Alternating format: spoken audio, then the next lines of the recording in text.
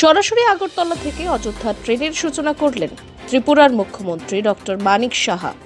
মুখ্যমন্ত্রী এই বিষয়ে বলেন, 500 বছর ধরে যে সমস্যা ছিল, কত লোক যে শহীদ হয়েছে এই রাম মন্দিরকে টেন্ট থেকে এনে, রাম লালাজিকে টেন্ট থেকে এনে তার নির্দিষ্ট এক জায়গায় পৌঁছানো, শেষ পর্যন্ত সেটা 500 বছর পরে মাননীয় প্রধানমন্ত্রীজি সেই মন্দিরে বসালেন, পাশাপাশি ওনার প্রাণ প্রতিষ্ঠা করলেন।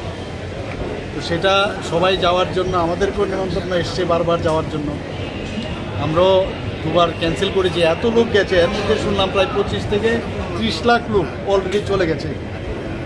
তো আমরাও বারবার ভাবছিলাম কী করে আমরা যাব, দুবার টিকিট ক্যান্সেল করেছি আমরাও যাব, আমরা যারা ক্যাবিনেট মিনিস্টাররা আছে।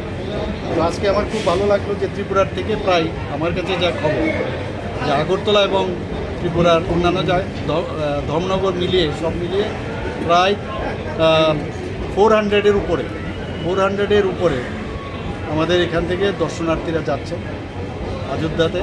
এবং এর জন্য আমি মাননীয় প্রধানমন্ত্রী তথা আমাদের আরেকজন যে রেলওয়ে মিনিস্টার আছেন ওনাকে ধন্যবাদ দেব, যে বিশেষ একটা ট্রেন, আস্থা ট্রেন নাম দিয়েছে, সেটার ব্যবস্থা করেছে।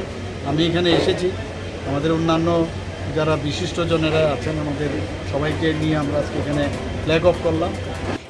এদিন সকল তীর্থযাত্রীদের জন্য সামান্য আহারের প্যাকেট তুলে দেন ত্রিপুরার মুখ্যমন্ত্রী।